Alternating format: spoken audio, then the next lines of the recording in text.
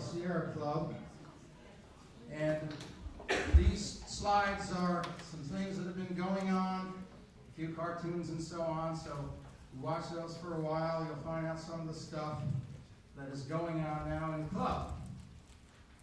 The first thing we're going to do is our pre-meeting announcements.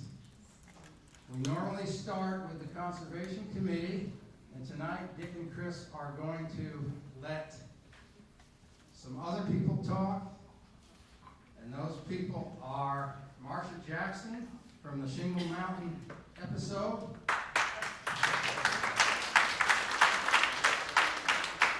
and Miriam Fields from Joppy. So, you guys come on up and say some stuff. Give us some dirt.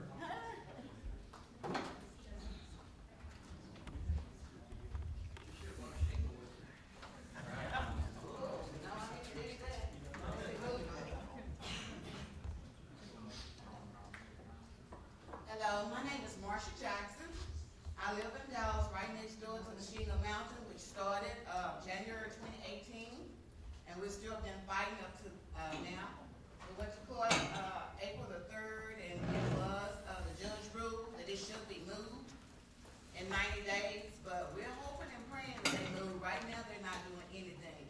But the shingles are really, really hazardous to our health. If you be out there for no longer than an hour, you're steady coughing. The kids can't come outside and play anymore. But those shingles just started. If you pass through there, people would really think that they've been there longer than a year. But it's actually a year. You need to really come out and see it your own self in person. And then you really will be amazed. But we're still praying and hoping that it get done. Because not only did they close, I'm glad for that, but our health is more involved than anything. Until it's moved, we cannot build it up. My life has changed drastically. I've been there 23 years, and this moved right next door. When we first started in December, one injection, it was right next door to my bedroom, which was no further than where I am now to that table over there. And I can constantly hear it in my bedroom, pounding in the front loaders. And now to be there for a while, they had a portable monitor there, and then you have all that smut that's on that monitor, so you can just imagine. We'll cough up black clean during the time, and then you understand that it's not healthy at all. So I pass the mic to Miriam.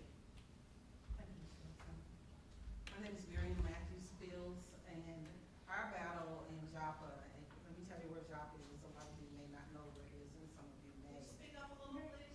I need it up to my. Yeah. Wow. Got it. So, once again, my name is Miriam Matthews Fields, and I live in the community of Joppa. And Joppa is over off of 310 and Linfield, and we were battling the batch plants. So what was going on, these batch plants have so much particulate matter and dust is coming into our community. And I just moved out there 4 years ago to Joppa. But someone had told me, I said, I think that I want a garden out here. And she was like, Earl, you can't have no garden out here. I'm like, why can't I have a garden out here? She's like, the Joppa is a cancer cluster. I was like, a cancer cluster? Why would you say that? She's like, girl, the ground is just terrible out here and the air is bad. But she wasn't going into details into telling me why. So for 2-3 years, I'm like, why is Joppa so bad? What is going on? So when I started hearing about the issues that was going on, that they wanted to bring a second batch plant in, I'm like, no, I can't be for that. These people did not put enough in our CBA, Community Business Agreement, things that could stop them from harming us. They did not put in there and let us know all the particulate matter that was coming into Joppa, that, we're just out there just breathing stuff. And I had to look at my family history and saw where I had had so many of my family members to die of cancer. Right now, my mother has stage 4 cancer. My twin brother was just fighting prostate cancer. I have a sister on the heel of cancer. I got an aunt right now, my last aunt, who is dealing with breast cancer. I had an auntie 3 years ago that died of breast dad passed of cancer and cirrhosis of the liver, and several other uncles and aunts. I'm telling you, on and on and on. You know, cancer after cancer after cancer. And now I'm studying hearing other people out there. I'm like, when is someone going to do an epidemiology out here of what's going on? So I said that, well, I wanted, you know, what was going on in Joplin as well. You know, people like, but we get these badge plants out here. You know, black people need jobs. I'm like, yeah, that's black people need to breathe too.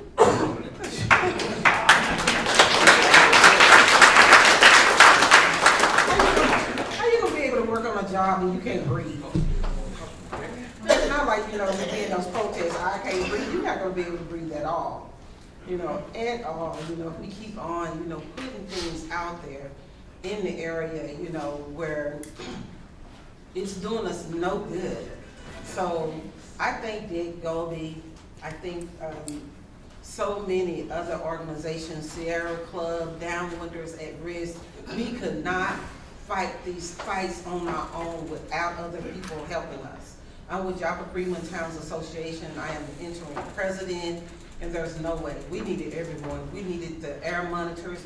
We needed the scientists. We needed people to come in and help assist us, because other than that, we would still be out trying to fight them and fighting a losing battle without having the documentation that was needed to show Dallas City Council that this is happening. This is my time update. Okay, I think my time is up.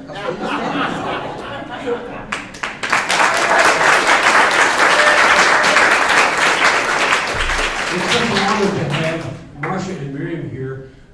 Many of you may not know, but a week from Saturday, they, with Tamika DeGrow of their community, the leaders, are being honored with a special award for environmental justice at the chapter award ceremony in Austin. So, very exciting.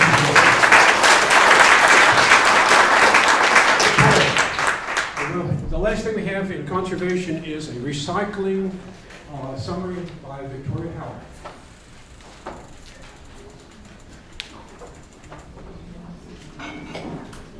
Hi everyone, I will be brief. I just wanted to update everyone on what you were seeing up here on the screens as you walked in. This Saturday, the City of Richardson is having its annual trash bash. And there will have several opportunities to bring lots of your stuff that you don't need anymore. All of this can be found on the Sierra Club website. If you go up to conservation and either click on the recycling link, or if you go over to the calendar, you can find it listed there. What you've been seeing on the screen specifically is about the electronic recycling drop-off, which is going to be at the Richardson Square Mall between 9 and 1 p.m. I did speak to a representative today who said that if it is raining, they will cancel the entire event. So she and I are in communication, and as soon as I hear anything, if the event is canceled, when a rain date would be, I will put that up on the Facebook page, so stay tuned for that. Also this Saturday, since we're on the electronic recycling vein, there's also an event at Christ United Methodist Church in Plano, and another one. One's on the 20th, and I'm sorry, the one that this is this Saturday is St. Andrew United Methodist Church, and that is over off of, I believe, Hoyt Road, also in Plano. So again, all of this is up on the webpage. Yes, I'm sorry. I am part of the Brooklyn Green Tea Coalition, and Yes, we've ma'am. also put up electronic recycling boxes around campus. So if I Oh, can, wonderful. I would love to hear about that. That's so that is always up there. On top of this nice lady's suggestion to recycle here at Brookhaven, the last two events that I mentioned, and there's actually 3 or 4 or 5 when you go to the webpage.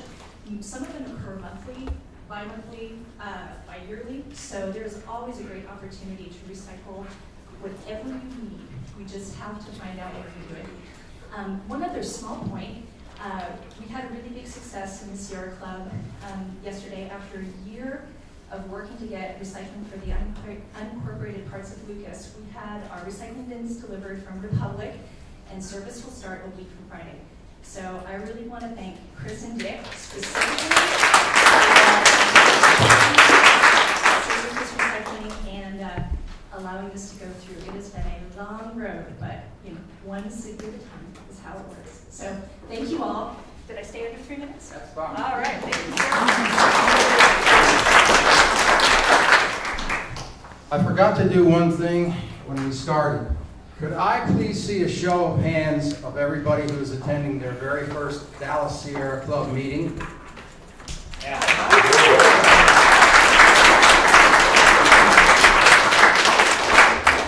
Well, if you would fill out one of these forms, giving your email address and other information, then we would appreciate it. And you can leave them up here, and then maybe I'll send you an email welcoming you to the meeting. Okay, one other thing. We have a lot of tabling events. We're overcommitted for tabling events the week of Earth Week, which is the 22nd of that week.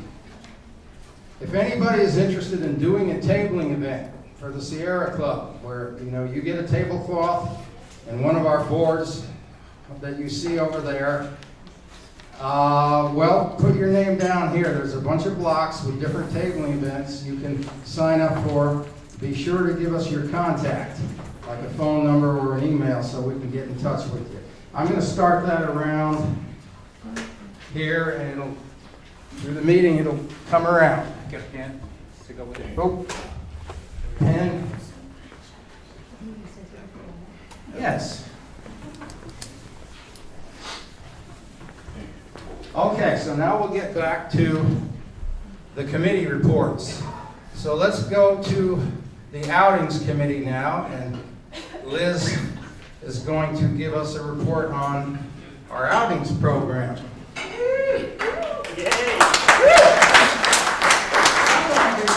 Glad to have you here. I'm going to step away so you can see a few pictures. It won't take too long. But a couple of times a year we do some what I think are just really special events because they're for everyone of all ages, stages, abilities, everything. And this is one of them. We do it every other year. There's a huge, wonderful group campsite at Colorado Bend State Park. It's tent camping, so you have to bring a tent. It's not RVs or cabins. But it's just a really unique park in the hill country, and space is limited. We're over half full. So it's the last weekend in April. You do need paperwork filled out and a check sent in. Those two things sent to you for your reservations. You don't just show up. But this is part of it, of the compound. The middle has a great big tree. Where you see the trees on the outer perimeter there between that and the hill on the other side is the Colorado River. It's just a gorgeous spot. The whole park has everything from hiking and fresh spring pools and caving and waterfalls, and you can rent kayaks. It's just a really wonderful place. So we'd love to have you join us. There's a huge, what doesn't show, there's a huge tree in the middle with group-sized picnic tables, so there is shade. So, oh, there you go. That's the middle. So there you see the grass on the other side. It's just this wonderful space that's just for us. So it's bring your kids, bring your grandparents, bring your whatever.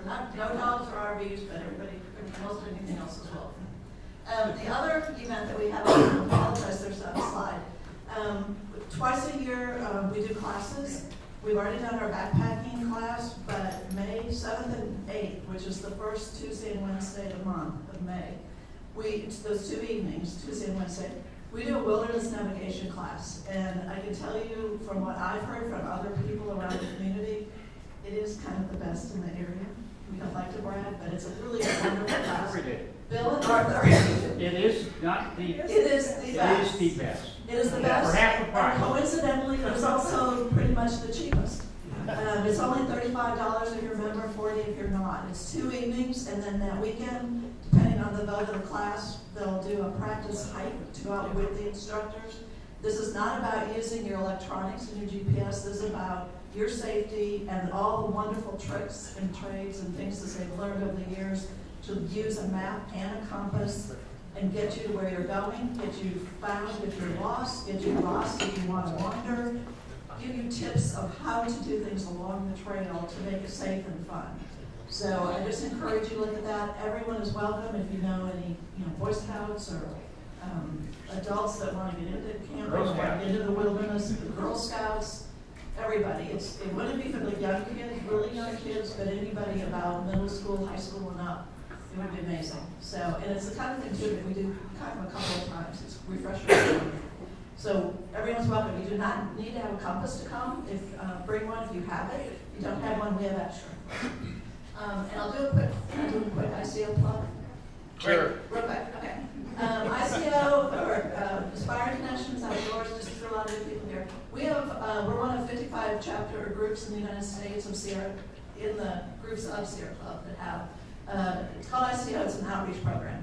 The whole idea is the adults make possible hiking, camping, that kind of thing for underserved kids. So we all know how important it is, even more so, to get these kids off the cement into the woods. Let them be a kid. And in doing so, teaching them and letting them love the outdoors so that as they grow up, they'll help protect it. So if you're interested, we're a little winding down for the season, but we've got some things going on, and we'll definitely be doing some things over the summer to get ready for fall. So if you're interested, I'll be over here after the meeting. I have a couple pictures I can show you.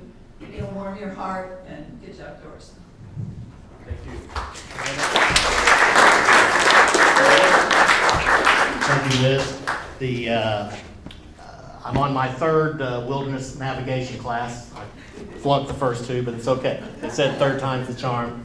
But I'm Wendell Withrow. I'm the chair emeritus before I was unceremoniously deposed in a bloodless coup, but that's okay. We love our new chairs too. But I'm here to talk about Oak Cliff Earth Day. I tried to put as many flyers on the table as possible so you at least could look at it.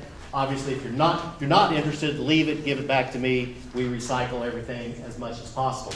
But this Sunday, April 14th, after the rain goes through, Oak Cliff Earth Day will start at about 9:30 in the morning with the Run for the Environment. We're on our 5th year, and it's a 5K run/walk. And so that is a really good way for you to get involved in the community. And I want to talk about the community a little bit because of our work in Joppy and the Shingle Mountain and everything that's been going on. For the new people who are here, you are getting involved in the environmental movement at exactly the right time. I mean, there is a new wave of the newer generation, the older generations. They are coming together. They are fighting battles together, and it's amazing the victories that we've been able to have when we fight together. And it's just really incredible. At Oak Cliff Earth Day, which is down at Lake Cliff Park in Oak Cliff, we will have Camp Sierra Club. Your Dallas Sierra Club is one of our major sponsors. And part of that sponsorship is we're going to take over one section of the meadow that overlooks the lake. Several of you did it last year, and it was a lot of fun. We're going to set up tents, set up some of our information boards, and for whatever reason, the people they go through, there's going to be nearly 100 vendors there. There's going to be music. There's going to be speeches on environmental issues. But our duty and our job and fun will be to greet people when they come out to our tents and tell them about Sierra Club and talk about all kinds of different issues. And we need some bodies because we have a backpacking trip going on this week. We have people getting awards down in Austin. All of our people are spread throughout the state, and so we need some people to help volunteer. If you can come anywhere, between 11 and 5, that would be wonderful. We actually need the most people somewhere between 3 and 6, because that way they can help with the takedown. We're an all volunteer organization, and we need more volunteers. So I do have one other point. Where's Griffin? Raise your hand, Griffin. Griffin Taylor is here with the University of North Texas. Just stand up, tell these people briefly why you're all here. How's it going, everybody? My name is Griffin Taylor. We're all here from UNT, and we came here for a class. Our class is doing a debate on, we're talking about environmental protection over economic growth, and we kind of just wanted to come here for our debate to gain more knowledge on environmental protection. So, fantastic. Thank you so much. That's wonderful. Can I spoil the debate right now? All right, I'm going to spoil the debate right now. It is now absolutely, totally clear, 100% that environmental protection has driven our green economy and our whole economy. And so, I mean, to go green is not to sacrifice other jobs. Yeah. So that's what we believe. But your debate, for those of you that get the con side, good luck. So, all right. Before Moulton hooks me out of here, one more thing.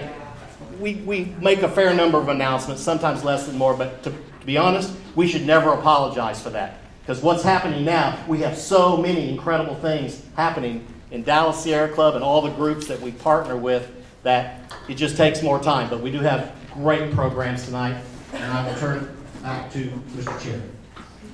So much for the long program. One comment, Griffin. I don't like the term economic growth. Economic development is a much better term. Okay. You can't grow anything indefinitely, right? We know that. Growth is limited, any kind of growth. But development's not. You can go from one source of energy to another and make new jobs. So think about using the term economic development instead of growth. Well, that was the short program. Victor, I think we're ready to move into our actual 2 programs tonight. So I'm going to ask David, you don't need to talk about political committee right now because you're giving the program, right? You know, I'll incorporate that in the program. Good. I thought that would work. Victor, get up here and you introduce our speaker for us. Hi everyone, my name is Victor Zertucci,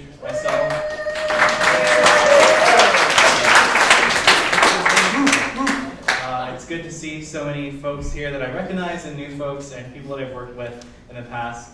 Many of you know I'm an environmental attorney in the area, so if you have an environmental issue that comes up, send it to my way. I work pro bono on EJ issues, but in my free time, what little I do have, I like to work with Dallas Sierra Club as the program co-chair, along with my partner Paul Rendon, who's back here in the game. So we welcome you, and if you guys have any questions about Sierra Club, we're happy to answer them. At the meeting and after the meeting, just give us a shout out. So our first program for tonight is going to be presented by our political co-chair, Mr. David Griggs, who is going to talk about some of the upcoming mayoral elections, but also some of the things that are happening right now in the Texas legislature as they affect the environment. So without further ado, I'll hand it over to Mr. David Griggs to give his presentation. Thanks, Victor. Is it on? Can you hear me? Everybody hear me? Yes. Supposedly I'm mic'd, you know. No, that's for the recording. Oh, I'm recording. You still need the mic. Okay. You turned on? All right, it sounded like you could hear me. Okay, can everybody hear me now? Okay, well, I am David Griggs. Thank you, Victor and Paul, for allowing me to be on your program.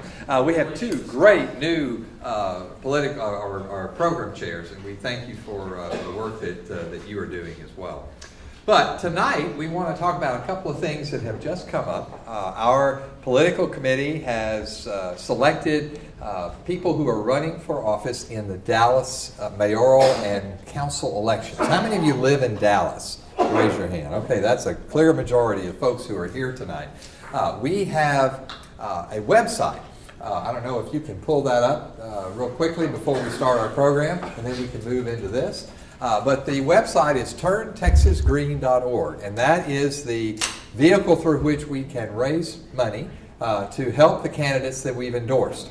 And if you're interested in that, there's a list of these candidates. Hopefully you know which council district that you are in, and we can pass these around and let you find out. We have made an endorsement of Scott Griggs for mayor. Most of you know Scott. He's been an environmental champion to many of our causes over the years. He's been on the council for 8 years, and that's our major endorsement is of Scott Griggs for mayor. And where's Wendell? I just invited him this afternoon. He is coming around the middle of the afternoon to Oak Cliff Earth Day. So if you haven't met Scott and you'd like to do that, come to Oak Cliff Earth Day next Sunday, middle of the afternoon, and he is planning to be there. So we will move on, and let me tell you one other thing about turntexasgreen.org. Can you click on Donate Now? I'm all about trying to explain to you how all this works. We have a fundraiser coming up on actual Earth Day. This is how you can help. You can either come to the fundraiser and bring a check or bring your credit card. Or if you can't make it on Earth Day night, you can go to the website, turntexasgreen.org, and if you have a credit card, you can make your contribution of any size, $5 or $5,000, whatever, anything in between. We would love to have your support. Even tonight, I have a computer. You can come up and talk to me about it. But that's very important. We have to have fundraising in order to help the candidates that we've endorsed, because we are a political action committee. These guys need our support, not only in our votes, our canvassing, our sharing the word, but we also need to help them actually get elected. So if somebody wants to help me hand some of these things out, I want to be able to give some of these to you. Here is this one. You can help with that. And the others are legislative things. So I'm going to need a little help handing things out as we go through this tonight. Okay, you might want to let someone else do that, because I need you to go to the next thing. Okay, well, all of these, this one, and this one, need to be handed out. So maybe we can get some folks to help us distribute those. Okay, while we're turning to the actual program, in addition tonight, we want to talk a little bit about legislative issues that are happening in Austin. I'm so glad to see the college students here. Guys, I teach at Brookhaven right here. I teach government and criminal justice, so I'm really glad to see college students here. And we even have Brittany Hernandez. Raise your hand. Brittany is a Brookhaven student, and she is one of the leaders of our Green Team, which is our environmental club. So before you leave here tonight, please greet Brittany. And did Ricky come with you? You didn't make it. Well, there are several very strong leaders in that program, and we hope that over time they'll come back. Next month we have a program on Yellowstone, so be sure you tell your folks to try to come for that as well. All right, tonight we're going to talk about the legislative process and important bills that are up this session. Let's go to the next one. Now, I'm going to give a little history lesson real quickly for some of you who may not be as familiar. Most of you know that we became a state in 1845 after having been a republic in 1836. And every other year we have what's called a biennium, or a biennial legislature. And that's why we're in the 86th session. So every 2 years since 1845, our legislators have met in Austin the first 140 days of the odd years, and this is the 86th time they have done that. And so currently we have 83 Republicans and 67 Democrats in the House, and 19 Republicans and 12 Democrats in the Senate. That may look like a skewed number to the Republicans, but it's actually better than it was, because in the 2018 election, Democrats gained quite a few seats. And there's a real shot, a real possibility that there may be parity in the next, at least House of Representatives, if Democrats gain more next time. But right now, I want to go over some of the bills that are coming up. Well, first, let me just talk about who the leaders are. Most of you know that Lieutenant Governor is the head of the Senate. That is Dan Patrick to the left. And we have a new speaker, Dennis Bodden. The speaker is elected by the body. We do not elect the Speaker of the House, but we do elect the Lieutenant Governor. But these are the two people who are the head of our legislative bodies in Austin. Now, how does it happen? How do we get funded?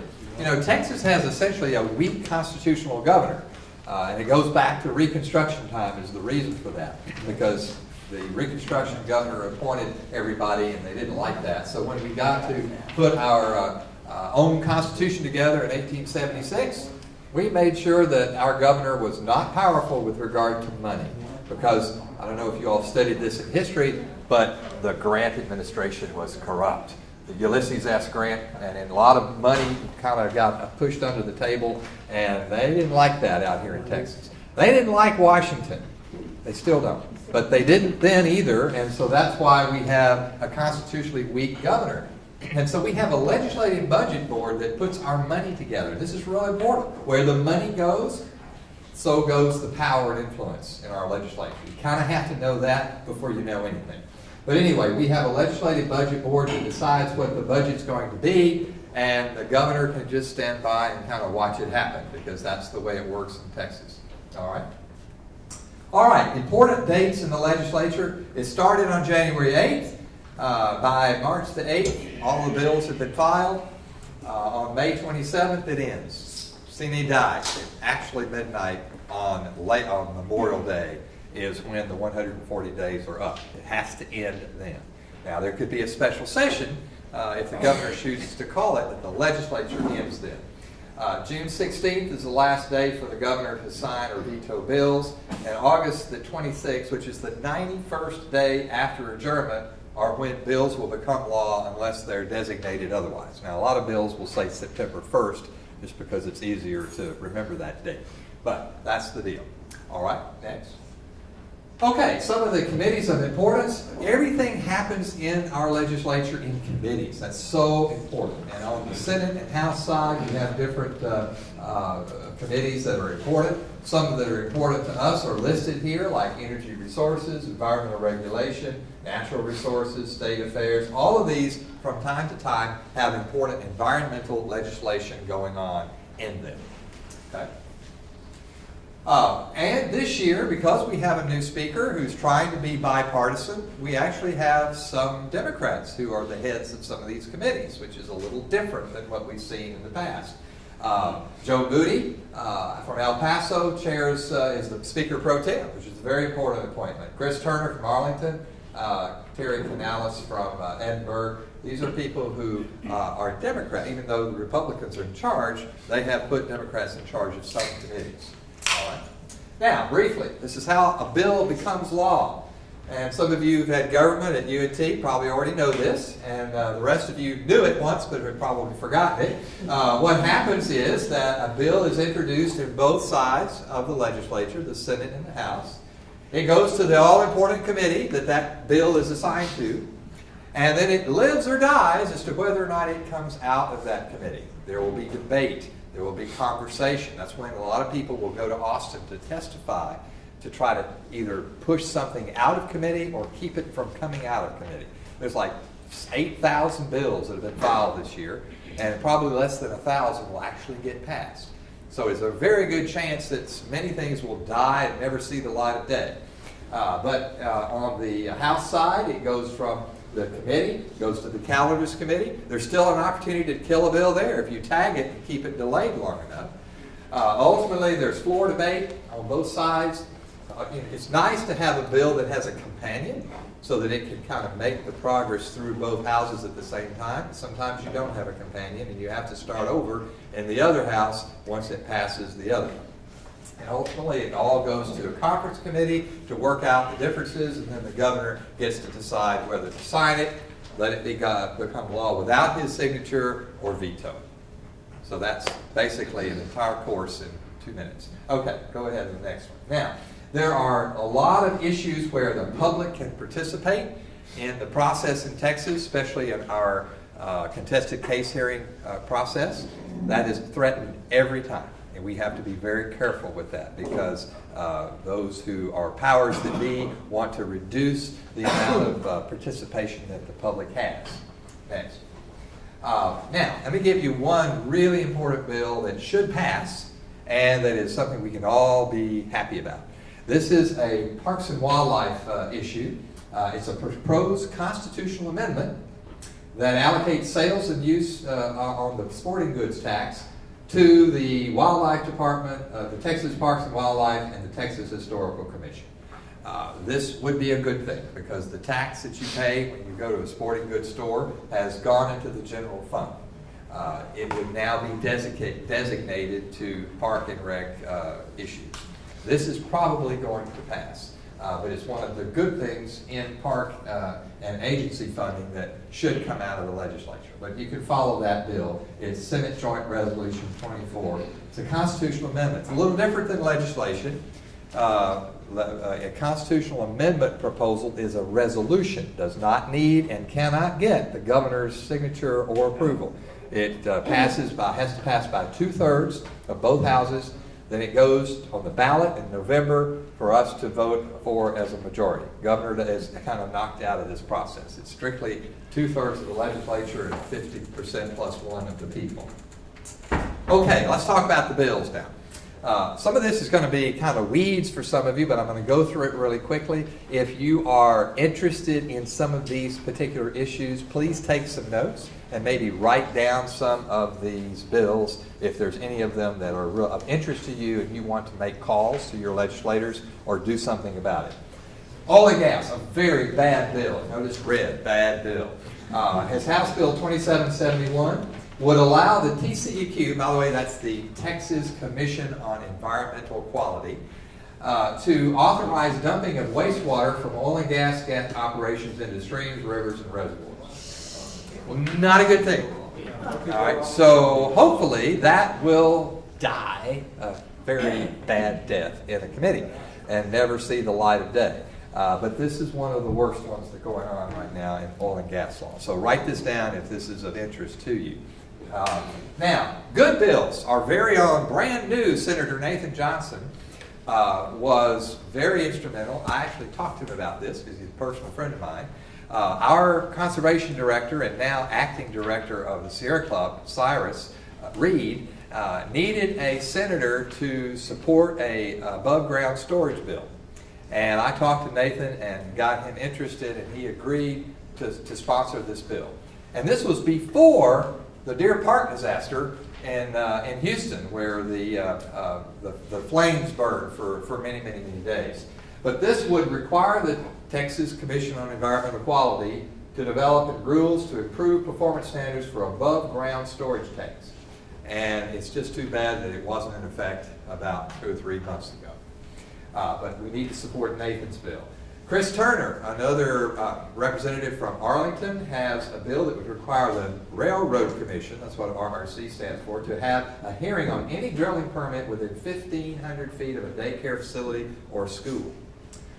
And finally, Senate Bill 1380 by Senator Rodriguez and by Representative Reynolds would require the TCEQ to study their inspection and maintenance requirements for oil and gas facilities and determine whether improvements are needed to reduce air emissions. These are 3 actually good bills that would help provide more regulation for oil and gas operations that would help produce less pollution.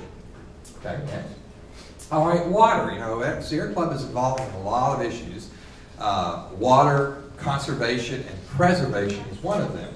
This bill, Senate Bill 1379 and House Bill 2957, would require any public water utility that requests more than $500,000 from the Texas Water Development Board to enact common sense outdoor watering limits. This is a water conservation proposal. Representative Zwiener is one of the new Democrats that was elected from the Hill Country just in this past election, and she has sponsored a lot of things for us. She's going to be a rock star. We just need to make sure we keep her there. Next, Air. Senator Birdwell, who has sponsored another one really bad bill, but this is actually a good one, and Representative Lozano. This would extend the TERP program. You've probably heard of TERP. It's the Texas Emission Reduction Program for 2 more years. It would help us clean up our vehicles. For older vehicles, it helps to get them inspected and off the road. You get a rebate if you turn in your old gas guzzler that pollutes the air. All right, next. All right, now here's some that are really bad. I mentioned Birdwell. He's got a bad one. First of all, our own speaker has one that's not good. This one would require local governments wanting to sue using outside counsel to get the AG's permission first. Now, Victor, you know where that's going to go, right? You know, if the city wants to, use outside counsel to bring a case for representation of their own ordinances, you know, the Attorney General would say, you know, if you're going to sue an oil and gas company, then you can't do it. You know, it's a horrible anti-local control bill. Then, even worse, is the one below. And all of us who are in college, all of us who've ever held a protest sign, any of us who've ever wanted to express ourselves, need to be wary of this one. This is terrible. It significantly increase the severity of penalties, all the way to a second-degree felony. Now that is like attempted murder and, you know, terrible things like stealing $100,000 to $200,000 and up to 20 years in jail against those who protest by tampering with critical infrastructure, including pipelines, power and chemical plants, refineries, and confined animal feeding operations, CAFOs. These bills would also fine the organizations they represent. So, for example, if some of us in Sierra Club were holding a peaceful sign out in front of some installation, oil installation, and they call the cops on us, especially if it's some little rural town that they don't like protesters, they could turn us in and charge us with a second-degree felony, whether we were tampering or not. This is how bad this is. In other words, this is a horrible anti-protest bill designed to keep people from protesting at oil and gas sites, anything they consider to be infrastructure.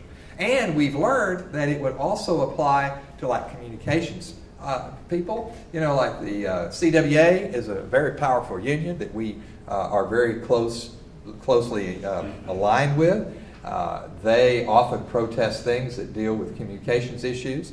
If they happen to protest at the wrong place that someone might consider infrastructure, our union friends might also be subject to this, plus their organization. And you know, conservative groups would just love to go after a union and charge them with all sorts of excessive fines. This one has really gotten a lot of people upset. There's been people going to Austin to testify on it. This is an anti-free speech bill, and it needs to be shut down. So please write these bills down, follow them, and try to do your best to make sure that your representative is opposed to it. 1993, Senate Bill 1993, and House Bill 3557. Okay. Permitting. Remember I told you earlier that we have a contested case hearing process here in Texas, which is really positive. It's very pro landowner or pro person who is affected by a pollution source. Well, we have an administrative law judge who is an independent person who works for the State Office of Administrative Hearings, SOA.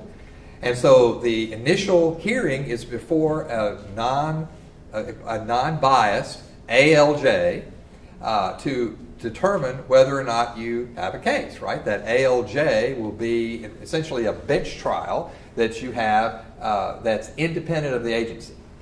And then the TCEQ ultimately makes the decision based upon what that judge has written in their opinion that goes up to the TCEQ. Well, they want to do away with the ALJ. They want it all to be decided within the Department of TCEQ, which would completely defeat the purpose of the independent hearing before independent agency of the state government. In other words, they are so desperately trying to cut down on the ability of citizens to have a voice. And they want it to be decided by the elected people and the appointed people in the TCEQ. Next. Environmental advocacy is important. We all need to be involved. We need to protest before they take it away, the right away from us, and to really participate. And here are some examples of people who have protested. Next. And we even have our own students. Brittany, you should know this. Back in 2007, we took some of our government students, Brookhaven, to Austin, and that's their picture. They made the Brookhaven Courier, the front page, and I'm really proud of them because we protested. That was back when we were trying to stop the coal plants. So many of you, if you're at UNT or otherwise, please get involved and be as active as you can to let your views be known. Okay, next. I would not have to say this for Cyrus's perspective. This Thursday in Austin at the Sierra Club office, and it will be on Capitol Hill as well, there is a lobby workshop that the Sierra Club is sponsoring. So if you're free on Thursday and want to go and participate in an organized effort that our chapter office is involved in to give you a package of information to go talk to your state reps and state senators. Talk to me about that later, and I'll get you involved in our lobby day on Thursday. Okay, one last thing before I go. My wife is very much involved in eminent domain reform, which is really important because pipelines are frequently put across people's land. Land is taken, and we have a proliferation of this problem. And why is that? Well, because back in the day, when we were putting our Constitution together, the Founding Fathers, who were at the Philadelphia Convention, put it in our Constitution, the Fifth Amendment, that basically said that we shall not be deprived of life, liberty, or property without due process of law. Well, unfortunately, in Texas, we are deprived of property without due process of law because the law is skewed against the landowner. They basically take your land, and they don't always pay you the fair market value. It's required, actually, in the Constitution and in our Texas Constitution. But I wanted to give you the background before we get to the point. All right, next. It's unfair for a lot of reasons. Now, this is a typical easement that a pipeline, this happens to be the Keystone XL pipeline, but it's a large swath that's taken. This landowner is forested, and this was what was cut through his land that he had to give up through eminent domain to put this thing in the ground. Now, there's a lot of disadvantages. Landowners are at a big disadvantage. The condemned, of course, the condemnor is the entity taking the land. The condemned is the landowner. So the condemned have to fight their case, pay their own attorney's fees. They didn't expect this lawsuit, but essentially they have to do it without public input. Lowball offers are frequently given, and that's how they do it. They try to get as little as they can for the property they're taking. Okay, next. There are some eminent domain bills that are important. Now, the reason this is important is not just when the state takes your land for a real public purpose, like a road or a railroad or something like that, but in Texas we have a third option. We let private entities who claim that they have a public purpose take our land. And the Constitution allows that, and bills and legislation allows that. So if a pipeline company, oil and gas company, chooses to take someone's land, to put a pipeline across someone's property, they go to the Railroad Commission, they fill out a form, it's a T4 form, I think it's called. They can check a box saying that it's for a public purpose. Sure, it's for a public purpose. They sell stock, and people can buy stock in their private company, and of course it's a public purpose, right? But guess who's making the money off of it? It's not the public. So we actually allow private entities in Texas to use eminent domain to take property from people. And that's why it's unfair. Now, the last thing I want to talk about here are just a few of the bills that are trying to make this work. Colcourse and Burns have an omnibus bill. Omnibus means it's a big one with a whole lot of parts to it. And this is hopefully going to give some progress to fixing some of the problems in eminent domain.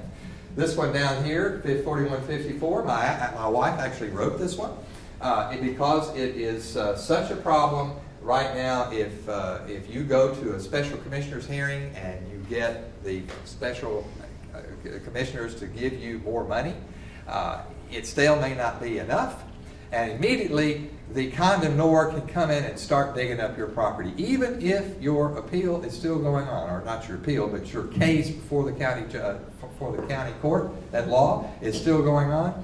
They can still take your property. This bill would make them wait for 180 days, 6 months, until your case is done in the court, to at least give fairness. Because a lot of these pipeline efforts are so fast, they want to get them done very quickly. Okay, go ahead. And then I'll real quickly go through some of these if you're interested. It's a lot of weeds here, but there are some really important bills that are coming up, and if this is of interest to you, you might take a picture or write some of these numbers down because they're all important in various stages of the process. Okay? And so finally, how do you find out about what's going on? You can go to capitol.texas.gov. It's called Texas Legislature Online. And you guys who are internet savvy and love your devices will love to play with this website. So that's it. Thank you very much. And I hope that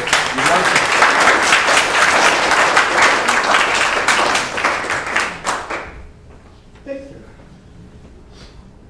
Thank you, David, for the presentation. Again, a lot of important issues at the legislature this year.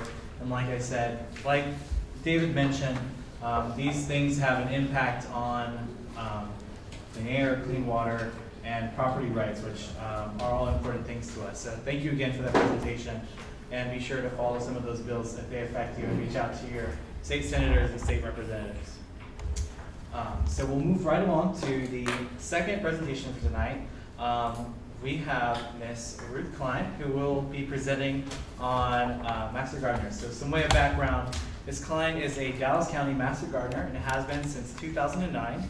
Before that, she was a physical therapist. In 2010, she was the winner and recipient of the City of Dallas WaterWise Garden Tour. She helped start and lead the community garden at Temple Emmanuel.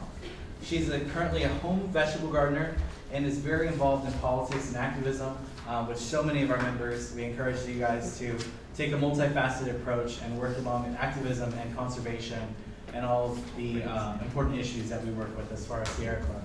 So please join me in welcoming Ms. Klein.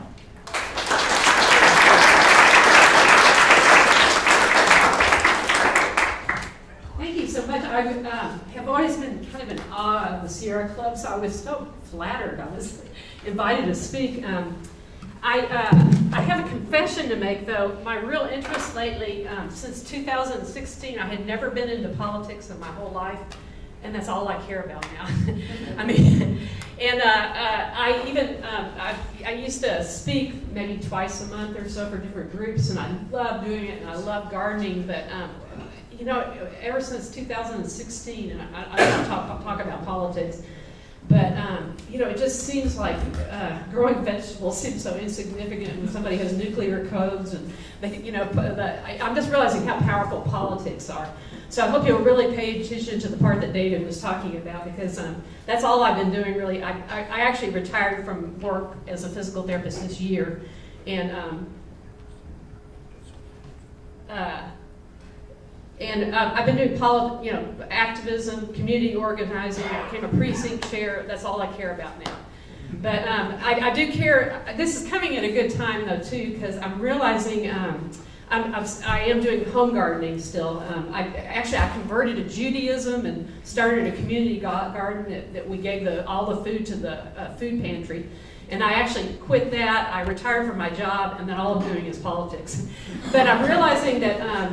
You know, for me, gardening is sort of a spiritual thing. And I'm realizing that, you know, I need to get back in the dirt a little bit. So I'm really grateful to be back, get to talk about this today, because I'm hoping to kind of get re-engaged in gardening, which I'm starting with the spring garden. So anyways, let's see. Yeah. I like to share this because gardening in Dallas, or in Texas in general, is not like gardening in any other part of the world. My husband, he said, why don't we travel around and you can do gardening classes? It's like a whole different subject in different places. And there's an old guy who wrote a book.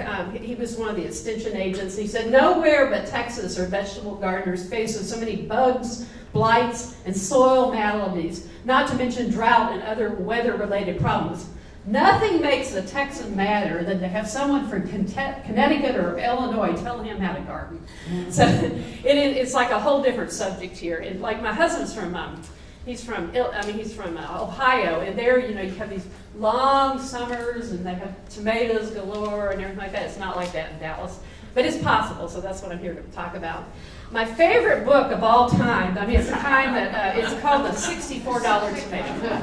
And this is the kind of book I remember, I like to read before I go to bed at night. And I remember I was just like, I had snot coming down my nose because I was laughing so hard at it. It's a true story about a fellow who's an engineer, and he retires and decides he's going to take up gardening. And so he does spreadsheets of all of his expenses, and he realizes after he did the spreadsheet, each tomato costed $64. So, and I'll tell you a little bit of my story. I think mine are running a little higher these days, but that's for a little bit later. But anyways, so I'm not really trying to talk you out of doing it. I'm just saying it's a lot easier to go to Trader Joe's and get those little bag things and stuff like that. And then any Master Gardener talk, what they talk about is the soil, and it's kind of boring. You know, it's like I'm having my bathroom renovated right now, and you know, the most boring part is the plumbing. You know, but nothing. You know, the bathroom is nothing without the plumbing. Well, the soil is everything. And if you hear Master Gardener talks, and if you take the Master Gardener program, they spend so much time on the soil, and it's so boring. But it's so important. I mean, it's just everything. We have this clay soil here. If you try to dig into it, you know what I'm talking about. And so we have to work the soil first in order to grow vegetables, especially.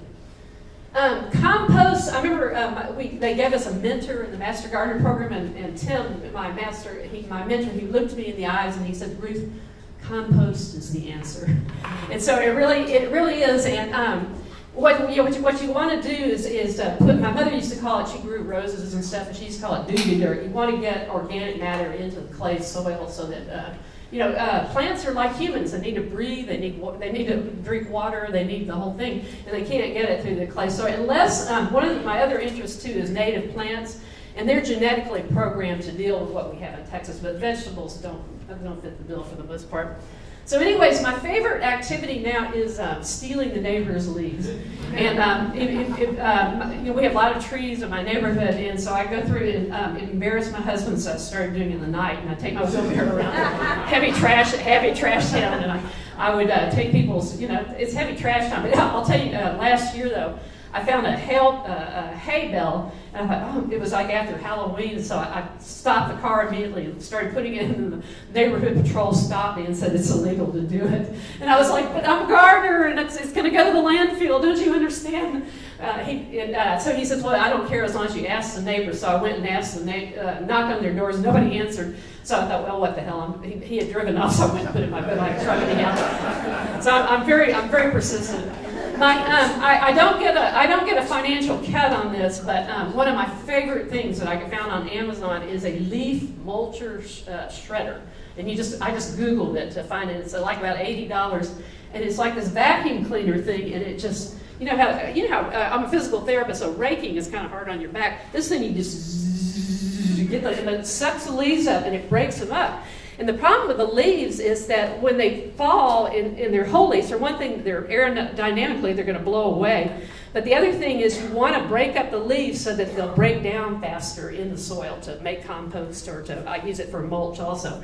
So I mean, in the like winter, I'm obsessive. I got an extra long cord.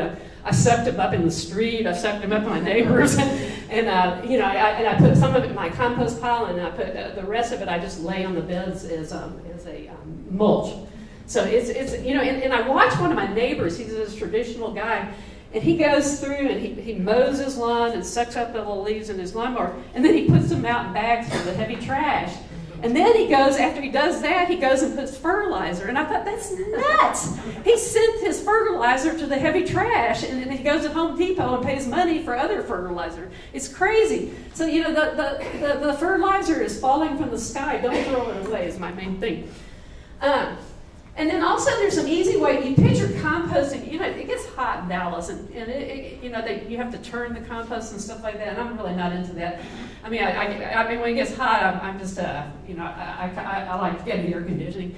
So, anyways, there are some ideas. So, and I do this actually in the winter time when I'm preparing the soil for my vegetable garden. I'll bury my trash. And one of my friends, she says, "Oh, come on, you're not going to bury your trash." But I have watermelon rinds, and I don't bury anything that's like meat or anything like that, or dairy products. But I do all vegetable peels, that kind of thing. And then I keep a shovel by the backyard by my kitchen, and I just go out and dig a hole. And I had to start putting barbecue skewers so I remember where I dug up. But by the end of the winter, the soil is crumbly, it's rich. It composts in the soil. So that's kind of an easy way to do it. Another way, and I don't tell about anything I haven't tried myself, is that you get the neighbor's leaves, and then you go to Starbucks and get some grounds. They give them out for free, and then you just mix them up in the bag and then leave them there all winter, and then you have compost. So you don't even have to go spend money at Home Depot for compost. Isn't that cool? It really works. Another thing too is helpful to do is raised beds.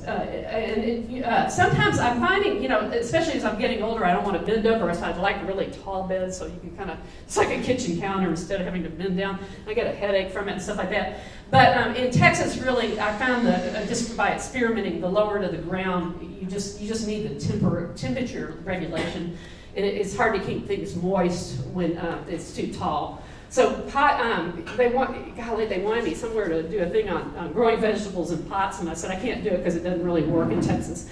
Except like right now you can do some pots, and then in the fall you can, but in the summer you just can't keep them moist. Vegetables need consistent moisture. So another idea is to plant cover crops instead, and that's a good thing to keep the weeds. This is crimson clover. Another one is Elban rye, and it actually enriches the soil. And then the tests of soil. Now, my background is, I have a science background. I had a biology degree, and then I did my physical therapy. And so I'm real into science. They say like if you don't want to just, if you take too much vitamin C, you just end up with expensive urine. You really need to find out if you have a deficit. Or if you take, a fat-soluble vitamin, you're going to end up being toxic with it. So you really need to find out what you need to do. And I thought this was interesting. This was our community garden, and I don't know why. For several years I didn't do this, even though they preach it at the Master Gardener program. I thought, God, I don't want. I realized I just don't like going to the post office. You get this little bag. You've got to fill it with soil, and then you got to mail it. So you got to wait in line at the post office and wait for the results. But I went ahead and did it just because. I don't like to talk about anything I haven't done, and so in order to talk about it, I had to do it. But I was really glad I did, because this right here was, we were adding compost and adding organic fertilizer and everything, and this is nitrogen right there. And then phosphorus was right there. In fact, the results, I said, don't add any phosphorus to the soil for 5 years because it doesn't wash away like the nitrogen. And so really, if you do a test in this area, probably it's all going to end up looking like this. So I'll save you the trouble, so you don't really have to do it, even though I did it. But it told us, a lot of the organic, the community garden, and my home garden really use organic things. I feel like if I'm going to add stuff to it, I might as well buy it at the grocery store. Why bother with it? So anyways, a lot of the organic fertilizers. Have a lot of phosphorus in them too, so it was hard. So I found like blood meal is one. You have to be careful. You have a dog; they might be very interested, which is actually dried blood.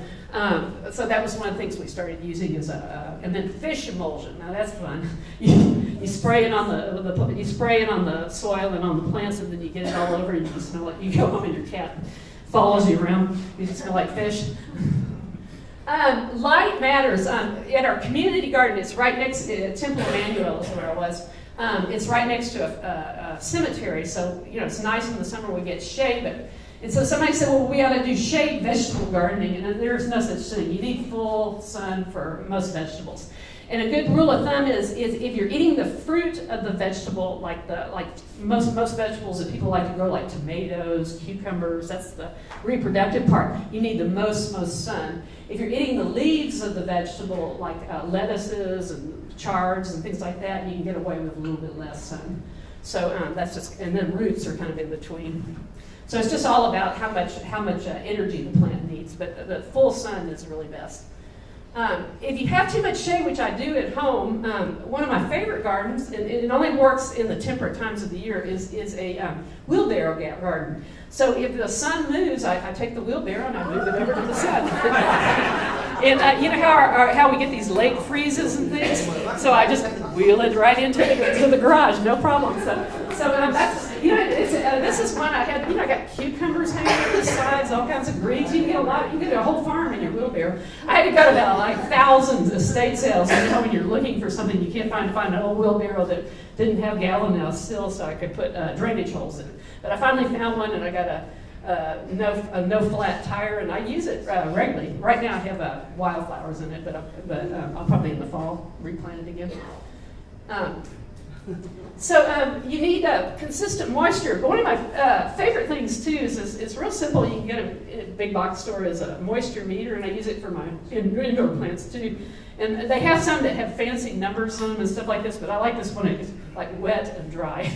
And so you'll think that people will say, "Ooh, the plants are drooping and stuff like that," and they'll think it's because they don't have enough water. And you stick this in, and you find out it's almost too wet. So and also I find they say use your finger, but when I start sticking my finger, everything feels the same to me. So I use it regularly. That's one of my favorite ways to figure out. And then also this is drip irrigation, and I finally learned how to do it. The guy who's the extension agent you talked about, he said, "Well, it's just like putting together Tinker Toys." And I said, "Well, I was never good at that," but it really isn't that hard to do. So you just the advantage of this is you're not wasting the water. It's not going up into the atmosphere. It's going right to the roots. And one of the biggest disease problems in plants are fungal diseases. And if you keep the leaves constantly wet, then you're going to more likely get fungus on them. And I was at a Methodist church talking, and they said, "Well, God waters from above." And I said, "You're right, but when it's a real rainy season, you tend to get a lot of fungal diseases, so it's a lot more efficient to do it." And one of my other favorite topics, because I am, just like you guys in the Sierra Club, I'm really trying to, take my little plot of land at home and be environmentally conscious, I'm really into water-wise gardening. And really, vegetables, you gotta go ahead and let the water. I do harvest rainwater, though. I've got rain barrels around that I use in my yard. And then you can use just a soaker hose. They have a cloth one that you just weave it around the plants. That's another way to do that. And to keep the soil mulched, I think the whole Master Gardener program is use compost and use mulch. Basically that's so important to have some kind of covering on your soil. This goes for your flower beds, everything you want to. There's a lot of things that keeps the moisture in and breaks down and adds to the soil. And then another one I thought was interesting is when it rains real hard, like it does here in Dallas, the top of the soil kind of crusts, and then the water can't get through it, so it helps prevent that. So mulch is very, very important, especially in the summer when you get a lot of evaporation. So there we use hay for mulch at the community garden. There it goes. And then think about what you want to plant. I've got seed catalogs that I get, and it's just my family is just my husband and I. My husband didn't eat anything green till he was college, so he's not real big on a lot of things I grow in a home garden. So I try not to grow too many of them. Or there are like at our community garden we donated all the food pantry too. So think about what you want to grow. And then I passed this out. I didn't have enough, but you can Google North Texas Vegetable Planting Guide to get the same thing. And this is really important in Dallas because, like in Ohio, they have a long growing season. We have 2 short growing seasons. So what I do, they've done research on the different things, and they tell you, like right now, what I'll do, I organize all the planting in our community garden. And so what I do is during the week, I'll highlight what time it is for the spring gardening. So like right now, if you want to go out tomorrow morning and plant cucumbers, it's the perfect time to do it. Green beans, it's all on here. So I've highlighted what you can grow right now. It's not too late to do tomatoes if you do smaller tomatoes. Tomatoes are real time, so that you have to.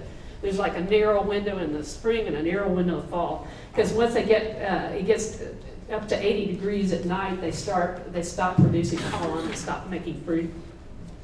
So very important the timing. And then Texas A&M has done research on different varieties, and it's good to It takes me a long time when I'm picking out seeds to find the varieties.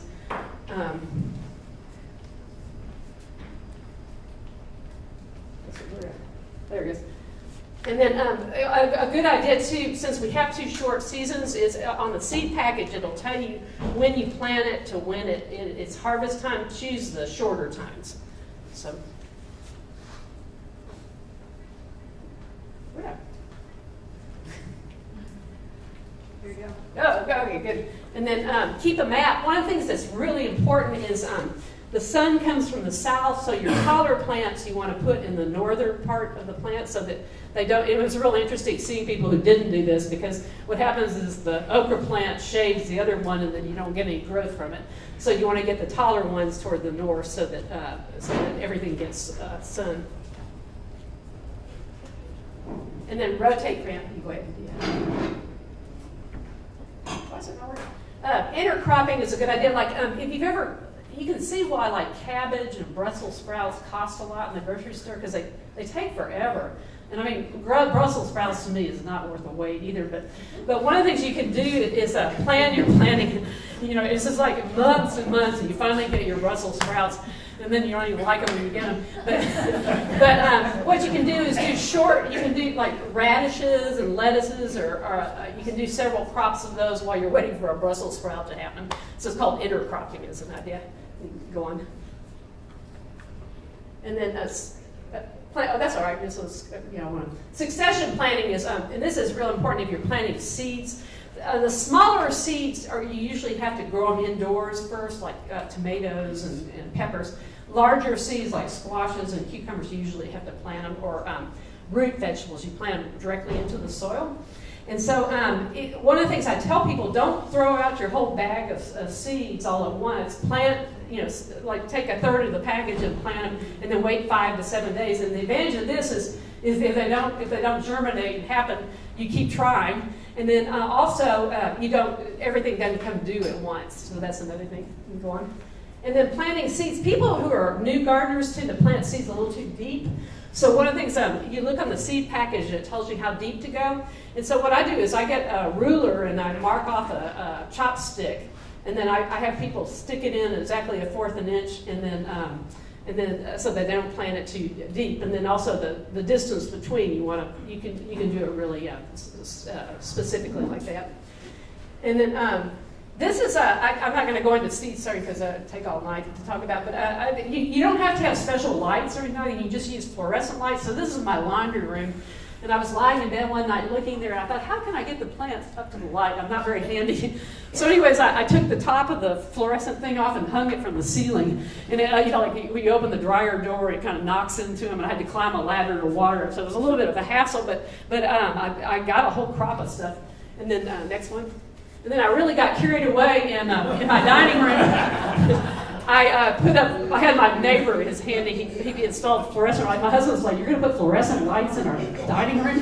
I said, sure. So I hung them from, I propagated all the plants of the whole community garden from our ceiling. And it was beautiful. It was like a garden. And the next one. And then luckily, I remember one time I was running late to work, and I was watering them, and I knocked the whole thing off. There was dirt all over the ceiling. So luckily, a friend of mine found a DIY thing you could do, and you can put it on the floor. Much easier, trust me. Even though I have a cat, she doesn't bother it. And it's just a shop light. And then we can go on with the next one. Yeah. And then I was just going to go through, I did the vegetable specialist program with the Master Gardeners, and the whole program, I was so frustrated, they didn't talk about vegetables, so I'm determined to tell you a little bit about vegetables. In January, one of the few things you can do, it's kind of boring at a garden, is you can, in Texas especially, you can plant onion sets that you just get at the garden center. It's kind of silly because you get a set and you get one onion from it, but it's fun. Next one. And then kale and collards, they grow so well here in the winter. I mean, they're so easy to grow. And you harvest them by cutting the leaves every week from the bottom. They end up looking like French poodles or something like that. But it's like the healthiest food. I mean, it's like dietitians get dewy-eyed. There's so many vitamins and minerals in those greens. So I highly recommend it. It's really easy to grow. And that's what you want to do. And the turnips, who likes turnips? But they're easy to grow here. One trick with things like turnips that aren't really that tasty is to high heat roast them with olive oil and salt and pepper, and it actually doesn't taste too bad. And you can eat the greens too, so you get that one thing. This one I love to tell people. This is these two. They're both chefs, and you do this thing called fluid seeding. One of the hardest parts about growing carrots is the seeds are real hard. It's hard to get them to germinate and keep them wet. So what you do, you mix them like you're making gravy. You mix water and cornstarch.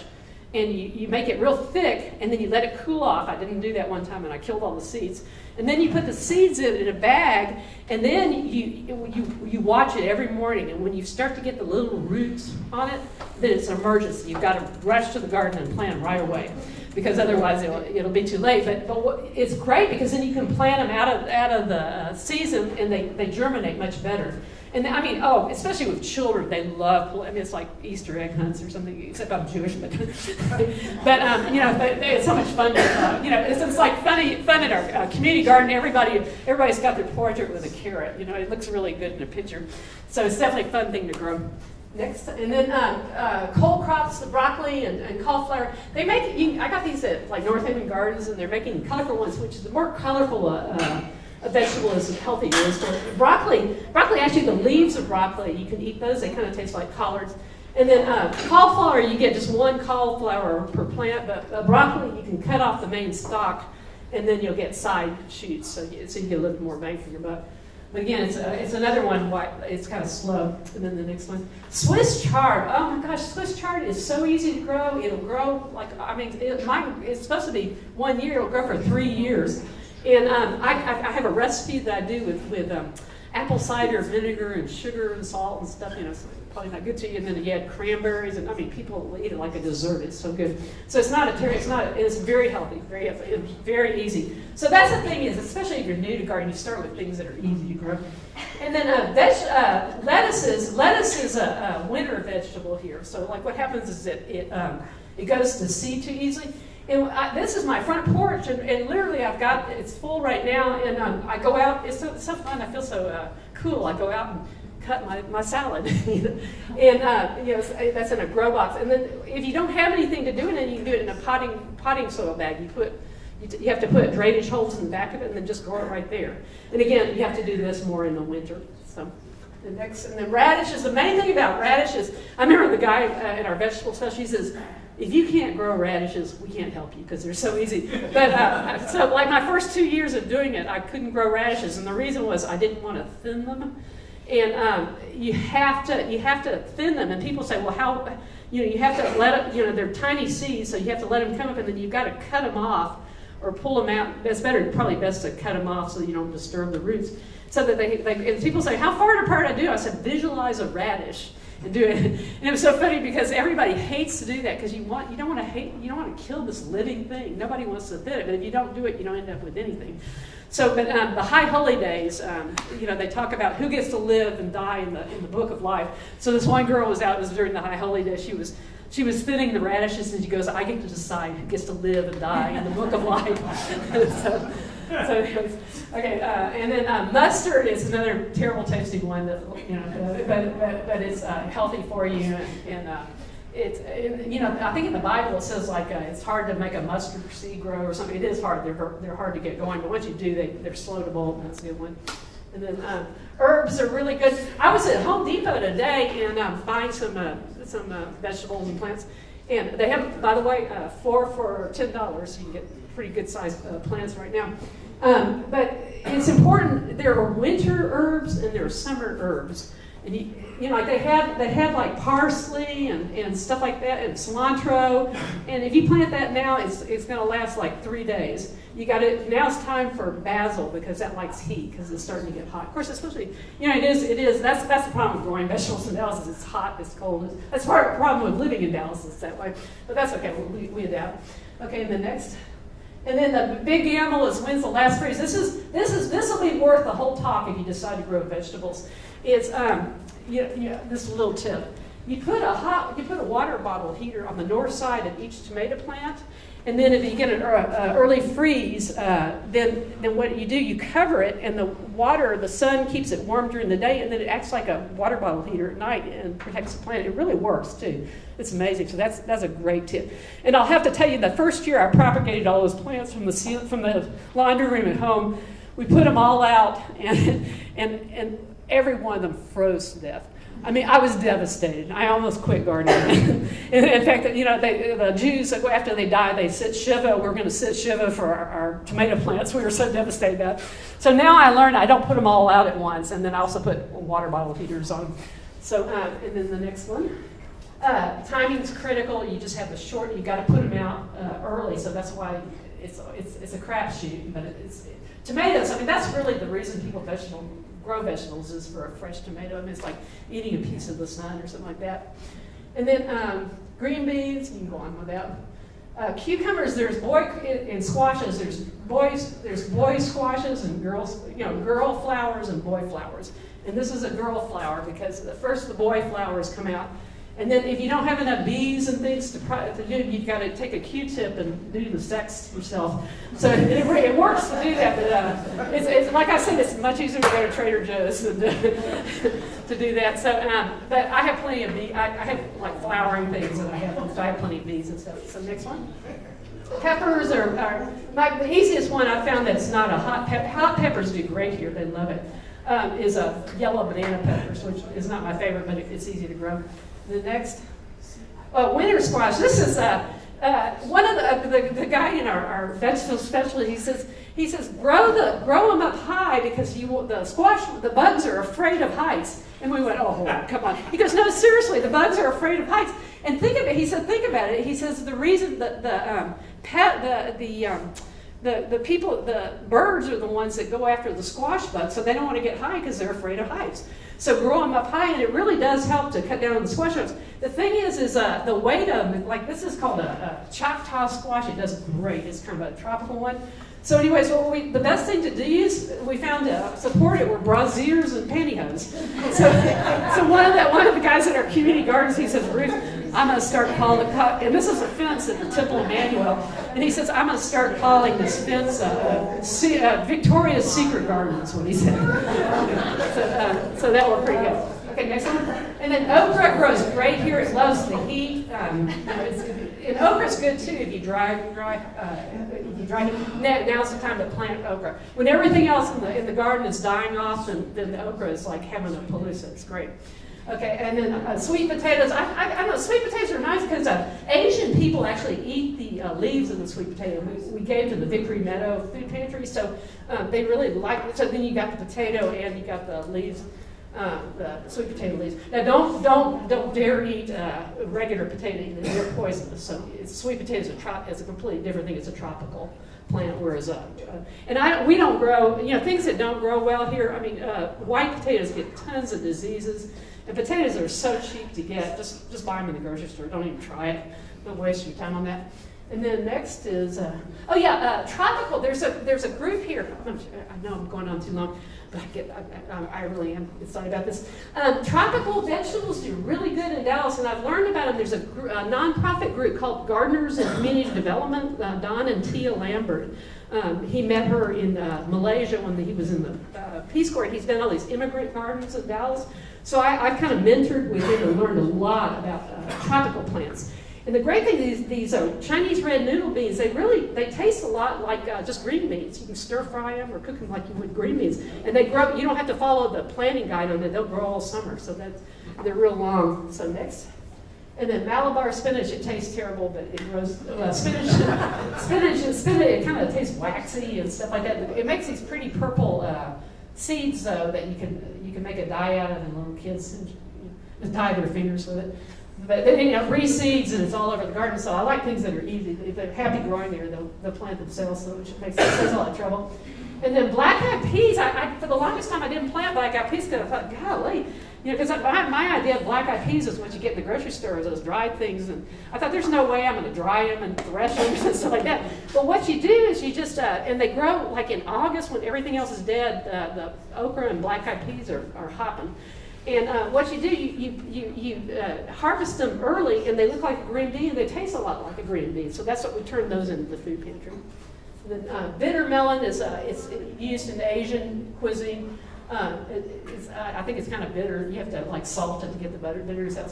So, but anyways, it grows up. We were trying to make use of vertical space since we didn't have a lot of space, and this was the bitter melon. One guy, he said, I'm going to renew our wedding vows under the bitter vine, bitter melon vine. Okay, and then snake melon is another one. It's kind of it cooks kind of like summer squash, and it's another one. Regular squash is done in the summer, but it's a tropical, so it'll keep going.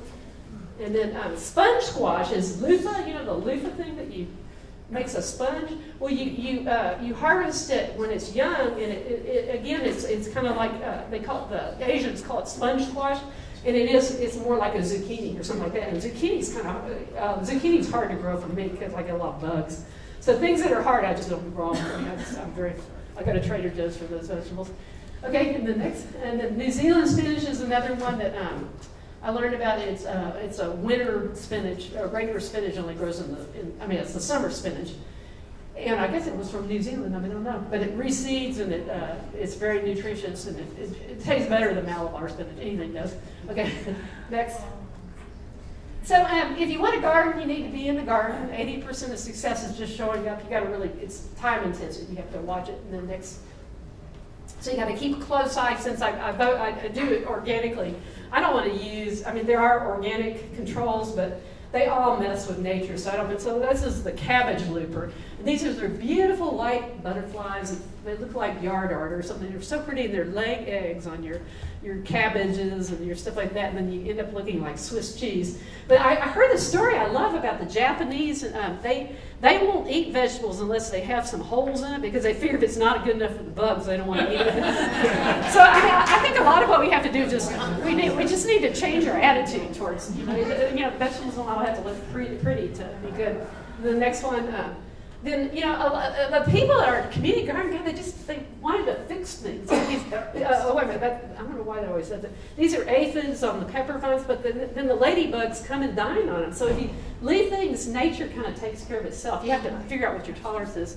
And then the next one is this is the tomato hornworm. It looks like E.T. It's got these big eyes, and you see it's doo-doo on the plant. And then you wake up the next morning and your tomato plant looks, in one night, it'll look like it looks like a spider plant because all the leaves are off of it. They just just eat away. It's devastating. But the best control from one guy, Don Lambert, who does community gardening, he actually goes at night with a flashlight to find them. I'm not willing to do that, if I get one. But the best control on them is with a glove. They'll kind of bite you. So with a glove thing, you take them and then you go. Works every time. So very organic.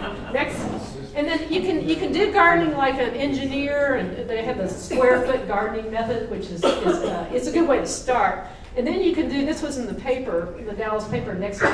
It's called chaos gardening. They took a group of toddlers with expired seed and had them throw it in, and they got great results from that. So you can do it like an engineer, and you can, a lot of gardening is just luck, So anyways, the master gardener is supposed to be science-based. And then my big deal is, my bane of my existence has been squirrels. Oh my God. I love nature. I love, spiritual, but I hate squirrels. So like our first year we tried cantaloupe. They ate every cantaloupe. So next year we put chicken wire over it, and we got it pretty good. It's hard to harvest it. You have to get under it, but we had pretty thing. And then I found, I tried everything. I tried. Save your money on what I tried for. I tried fox urine. I tried all these things, sound machines. I think, and then this is you hook it up to your water thing and leave it on, and it's motion control. And when the squirrel goes by, it blasts it with water. And the squirrels figure out how to get around it. But my neighbor across the alley, I don't have a fence around my yard. He has chickens, and the chickens would come and eat my greens. Ooh, that pissed me off. But this thing, I went for months without a single chicken in my yard after it blasted one time. So it doesn't work for squirrels, but it works. But here's where my tomatoes got really expensive. I think the next picture. Yeah. I spent $1,500 having a squirrel cage built, and it's completely covered with chicken wire, and it's got a door to it, and those squirrels cannot get in there. So now my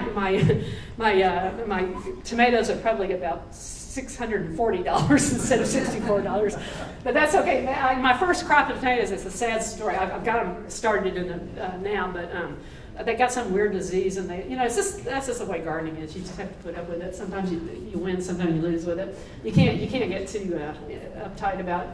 And then when you got to know when to harvest, like you'll get plants. All they want to do is want to make more of themselves. They just live to they just want to reproduce. That's all they care about.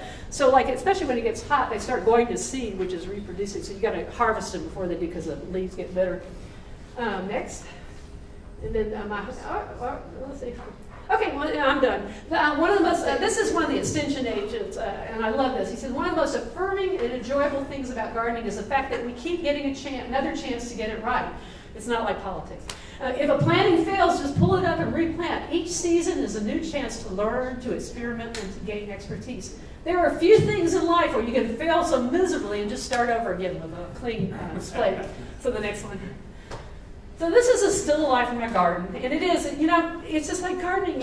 A friend of mine sent me a poem called Ode to Dirt, and that's kind of got me back into gardening. And I'll go look in the compost pile, and I'll think, one of the days I'm going to be there. There is this whole centering thing of it's like I just right now I just have to get off Twitter and stop worrying about what Donald Trump's doing.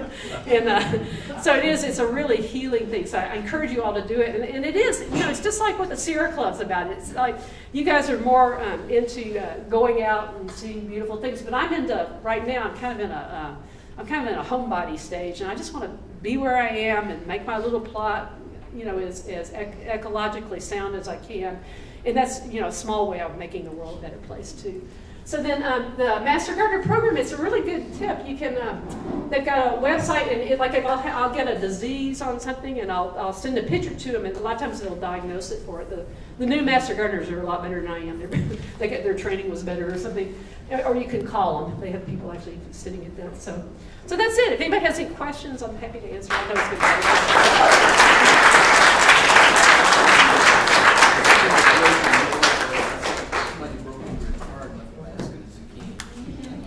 Yeah, did you have a question? I was just wondering, besides what is native? What they call it are native and adapted. Yeah, there's native and adapted. So like things like I have a mountain laurel bush right now, and it's actually native a little bit west of here. But it does great, and they have this purple blooms. You can get books on it that'll tell you what are native plants. And a good place to go is actually the George Bush Library, the outside. She's done a beautiful job of having native plants planted. So that's a good place to get an example. Oh, no. Well, the closest to native are these tropical ones. And I was so happy because there's so much, they don't get the diseases that the kind in the Burpee catalog do. So they grow in like Malaysia and places where there's a lot of heat and humidity, just like Dallas. So they're much happier here. So you can get the seeds for those from Baker Creek heirloom seeds. You can look for things that say they're tropical. That's what Any other questions or anything? Thank you all. It's awfully late.